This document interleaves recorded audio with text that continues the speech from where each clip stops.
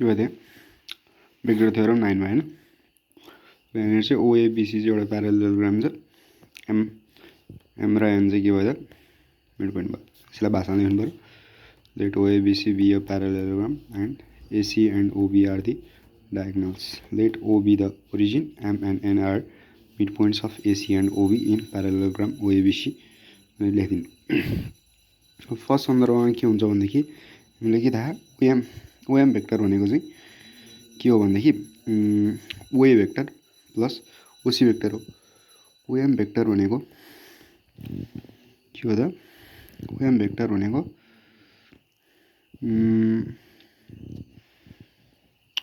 ओएम vector भनेको के हो भन्दाखेरि ओ ए भेक्टर प्लस ओसी भेक्टर हो ओसी भेक्टर बाइ 2 केबाट भन्दाखेरि हो मिड पोइन्ट थ्योरमबाट यसलाई के भन्न सकिने भयो OA vector equals to OM vector equals to OA vector plus ओसी भेक्टर बाइ 2 एउटा इक्वेसन भन्न सकिने भयो हैन फेरि अगेन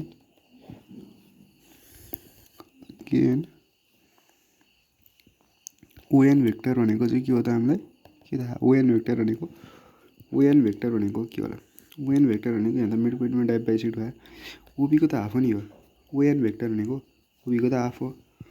भनेपछि ओएन भेक्टर भनेको ओबी भेक्टरको हाफ हो अर्थात् के हो त भन्दाखेरि प्यारालेलोग्राम ल अफ प्यारालेलोग्रामले के ल अफ प्यारालेलोग्रामबाट के हुन्छ ओए भेक्टर प्लस ओसी भेक्टर हुन्छ ओसी भेक्टर बाइ 2 हुन्छ केबाट पोसिबल भयो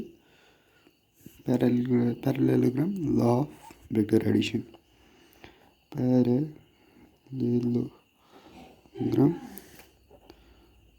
ल अफ भेक्टर एडिसन बाट चाहिँ यो भएन अब यसो हेर्ने हो भने डाइरेक्टली हेर्ने हो भने ओएन भेक्टरबाट के रहेछ ओएन भेक्टरबाट रहेछ ओए भेक्टर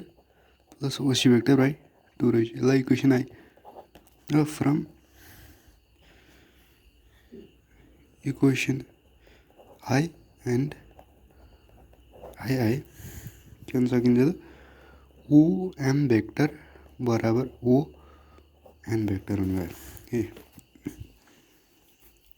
र यसरी चाहिँ के हुन्छ M and N so M and N are coincide भन्नाले एक आपसमा जोडिएका छन् अथवा मिलेका छन् भन्न खोजेको यसरी चाहिँ के हुन्छ त भेक्टम थ्योरम 9 लाई चाहिँ पहिला थ्योरम भाषा लेखेर ओएम भेक्टर भनेको के हुन्छ मिड पोइन्ट थ्योरमबाट लेख्ने ओएम भेक्टरलाई मिड पोइन्ट थ्योरमको लगाउने र फेरि ओएन भेक्टर भनेको